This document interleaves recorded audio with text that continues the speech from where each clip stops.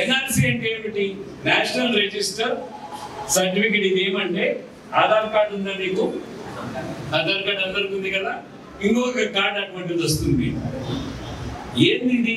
ఇబ్బంది ఎందుకు వచ్చింది? ఎందుకు ఇంకో కార్డు ఇస్తున్నారు? అస్సాం రాష్ట్రంలో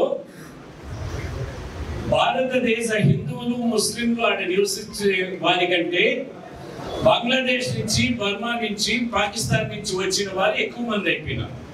ఆ జనాభాలో ఆ దేశంలో ఉండే, ఆ రాష్ట్రంలో ఉండే, అస్సాం రాష్ట్రంలో ఉండే భారతీయుల కంటే పక్క దేశాలలో ఎక్కువైపోయారు.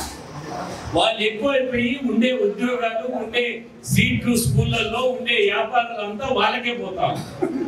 అందుకని అస్సాంలో ఉండే పౌరులందరూ కూడా, హిందువులు ముస్లిం అందరూ కూడా ఎజిటేట్ చేసి, మీరు ఫస్ట్ అవకాశం మాకు ఇవ్వాలి, మాకు ఇచ్చిన తర్వాత మీరు వేరే దేశం నుంచి వచ్చిన వాళ్ళకి ఇవ్వండి అని. అది ఎన్ఆర్సీ అంటే.